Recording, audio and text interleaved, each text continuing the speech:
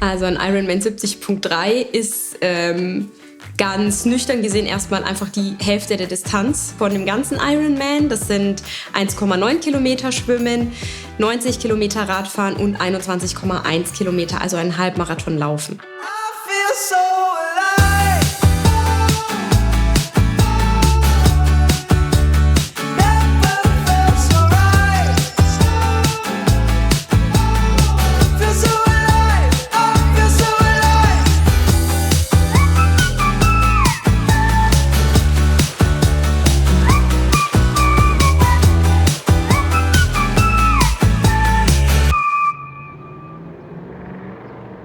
Mein Name ist Eva Neumann, ich bin 28 Jahre alt, wohne in Stuttgart.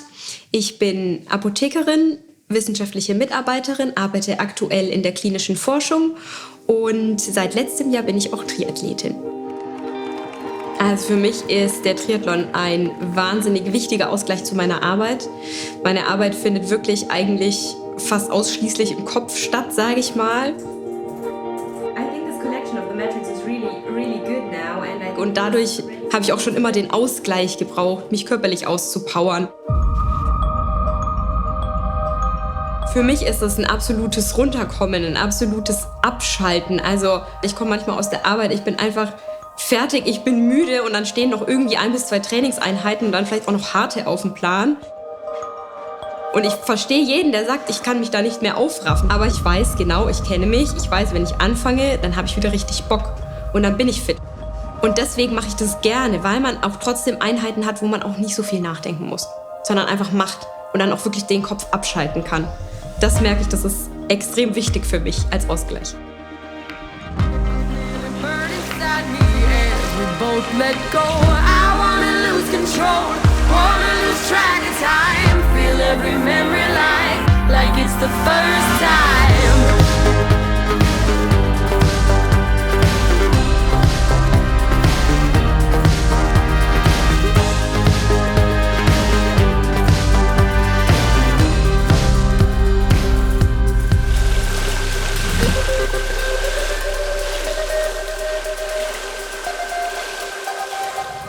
Ich komme gerade vielleicht so auf 10 Stunden Training in der Woche in etwa. Das klingt jetzt zwar schon relativ viel, aber dadurch, dass sehr viel Training unter der Woche liegt und gar nicht viel mehr eigentlich am Wochenende, fühle ich mich gerade noch, als ob ich relativ viel Zeit habe. Erfahrungsgemäß, letztes Jahr habe ich ja meine erste Mitteldistanz gemacht und da war es wirklich so, dass der Monat vor der Mitteldistanz schon an die Substanz ein bisschen gegangen ist. Organisatorisch muss man da schon langsam richtig gut drauf sein, weil die Trainingsumfänge wirklich enorm steigen. Also man ist dann da auch gerne mal bei, weiß ich nicht, 15 bis 18 Stunden, sage ich jetzt mal ganz grob geschätzt. Da ist es dann auch gut und gerne mal so, dass ich an einem Samstag und einem Sonntag nicht so viel anderes mache, als zu trainieren.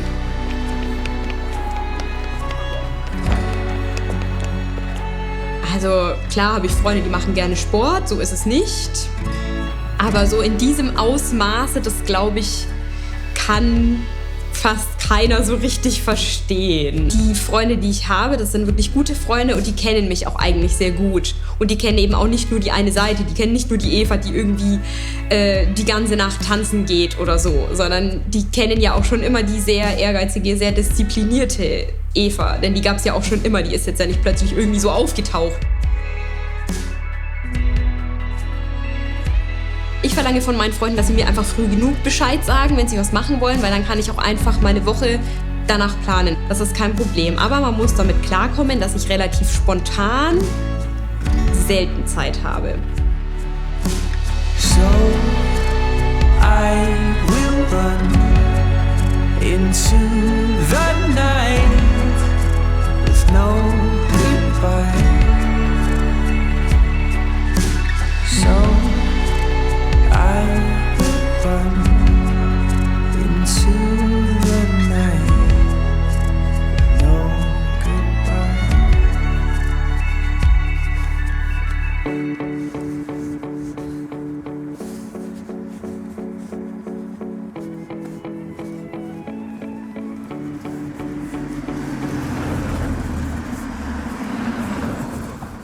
Also meine erste Ironman-Mitteldistanz, die hat letztes Jahr in Zell am See stattgefunden, am 1. September.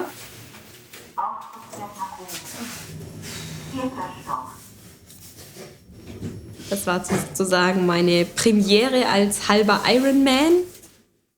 Und dieses Jahr habe ich 2 Mitteldistanzen geplant und die erste steht jetzt Anfang Juni an. Am 7. Juni müsste es, glaube ich, sein. Das ist der Ironman 70.3 im Kraichgau. Und da freue ich mich schon sehr. Land der 1000 Hügel und auch gar nicht so weit von Stuttgart entfernt. Und das soll ja auch wirklich ein richtig toller Ironman sein. Lieber Ironman 70.3 Kraichgau-Athlet. Für uns haben die Sicherheit und das Wohlergehen unserer Teilnehmerinnen, Partner, Dienstleister und Volunteers besonders in Zeiten der weltweiten Covid-19-Pandemie oberste Priorität.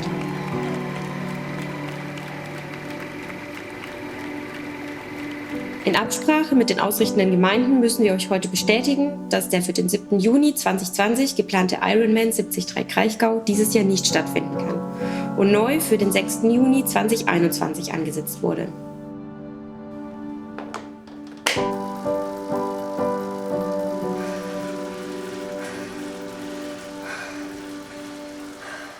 Also ich könnte bestimmt mit dem Sport aufhören, mit Sport grundsätzlich.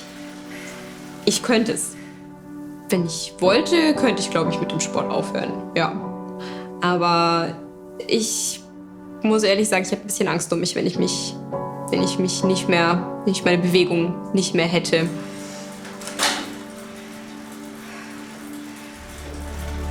Ich glaube, ich würde dann schon in so eine Gedankenabwärtsspirale kommen. Diese Antriebslosigkeit, die sich dann entwickeln würde, ich glaube, das würde mir ehrlich gesagt nicht besonders gut tun. Ich wollte jetzt nicht anfangen, über Depressionen zu reden, aber weil das würde jetzt zu weit führen, sowas zu vermuten, weil das weiß ich nicht, aber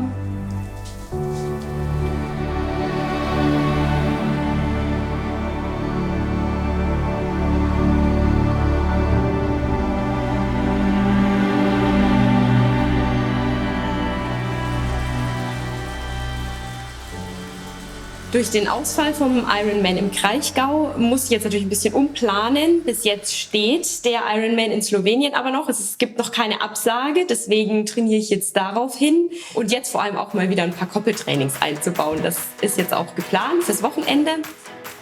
Die initiale Idee war tatsächlich einfach einen Halb-Ironman zu machen. Habe jetzt aber gesehen, das ist jetzt, glaube ich, nicht förderlich, sich zu dem Zeitpunkt vor dem Ironman in Slowenien schon so abzuschießen. Und deswegen ist geplant, so um die 65 Kilometer Rad zu fahren und danach noch ein paar schnelle Kilometer zu laufen. Gasoline in my veins, be the fuel through my pain. Oh, as we rise from the flames. Heart of a lion, never say never. Cut like a diamond, shine under pressure. Oh, it's time to fire on up. Oh, it's time to fire on up. Pound on your chest like there's no tomorrow. Just play the game right, no one can follow. Oh, it's time to fire on up. Oh, it's time to fire on up. Also ich glaube, dass der Triathlon ein wahnsinnig hohes Suchtpotenzial bietet. Definitiv. Gerade durch die Stimmung und dieses Hochgefühl, das es einem auch verleiht, wenn man selber was schafft, was man vielleicht auch vor ein paar Wochen noch nicht geschafft hatte. Wenn man immer wieder weiterkommt, immer schneller wird, immer besser wird. Also ich war ein relativer Frühentwickler damals. Ich war, glaube ich, in der 6. Klasse auch schon ungefähr fast ausgewachsen. Ich war nie dick, das muss man wirklich sagen. Ich war nie dick. Ich war einfach nur weiter in meiner Entwicklung, hatte vielleicht auch ein bisschen Wassereinlagerung durch die Hormone und war relativ muskulös. Das ist aber mein normaler Körperbau. War aber damals natürlich im Vergleich zu meinem Umfeld relativ ausgeprägt. Das war natürlich für mich nicht ganz leicht. Und ja, es ist einfach so, dass die Gesellschaft halt, weiß jeder, Mädchen und Frauen vermittelt, wie wichtig das Äußere ist. Ja, aber es kam dann halt der Punkt, wo ich aufgehört habe, so viel Sport zu machen. Dadurch, dass ich das Turnen aufgehört habe, da fing es dann so ein bisschen an mit, okay, ich muss ein bisschen gucken, was ich esse. Ich kann nicht mehr so unkontrolliert essen wie vorher. Hab dann da auch einfach erstmal ein bisschen, wirklich ganz, ganz normal ein bisschen abgenommen. War dann auch alles schön und gut, aber ich glaube, weil ich halt ein Mensch bin, der einfach zu so einem, vielleicht auch einem gewissen Suchtverhalten neigt, ging das dann immer weiter und irgendwann konnte man nicht mehr. Und irgendwann sieht man ja auch nicht mehr, wie man aussieht. Ich wusste schon, ich bin total dünn. Ich wusste, ich bin zu dünn. Und ich weiß ehrlich gesagt nicht mehr hundertprozentig, wie das dann damals kam, aber meine Eltern sind dann auch mit mir ins Klinikum und es hieß, wenn ich noch weiter abnehme, muss ich stationär aufgenommen werden. Und das war so der Punkt, das wollte ich auf keinen Fall. Weil das hätte bedeutet, ich gehe nicht mehr in die Schule. Und paradoxerweise habe ich gedacht, das würde bedeuten, dass dann alle merken, dass ich magersüchtig bin. Natürlich hat das jeder schon gewusst, weil das sieht man ja auf den ersten Blick. Das ist ja nicht so, dass man das nicht sieht. Aber das war für mich damals der Punkt, wo ich gesagt habe, okay, nee, das geht nicht. Ich kann auf keinen Fall kann ich in diese Klinik mit diesen ganzen anderen kranken Menschen, zu denen ich auch einfach gehört habe. Ich hatte dann eine ambulante Therapie.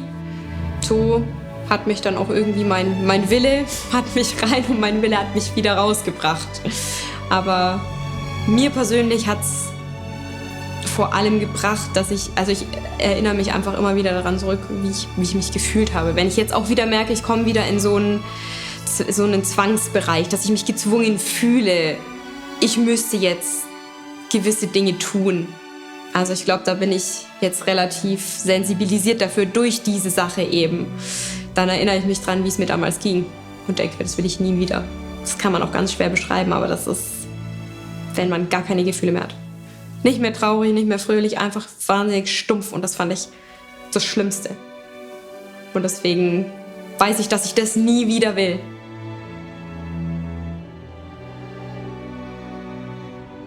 Mittlerweile hängt mein Bild von meinem Körper oder wie wohl ich mich in meinem Körper fühle, nicht mehr ausschließlich wirklich vom Äußeren ab. Ich sehe, was dieser Körper leisten kann. Und das ist eine Sache, die hilft natürlich. Die hilft dabei, seinen Körper so, sag ich mal, zu nehmen, wie er ist oder zu lieben, wie er ist und sich selber auch so anzunehmen, wie man ist.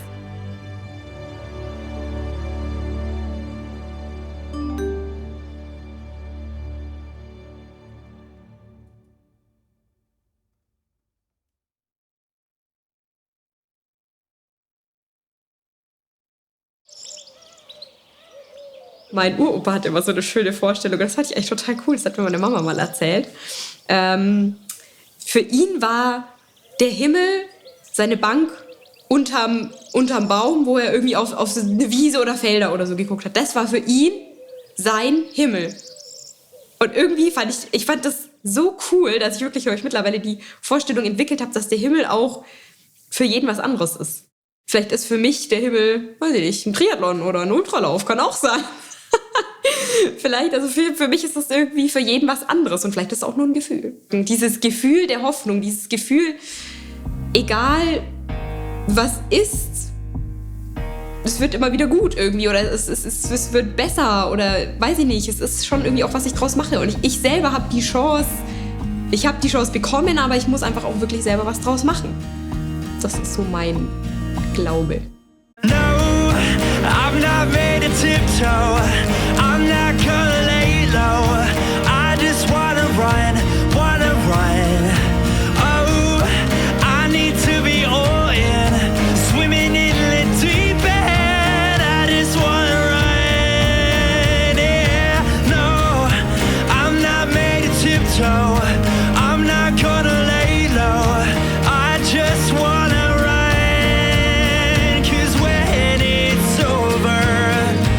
said and done, I know they'll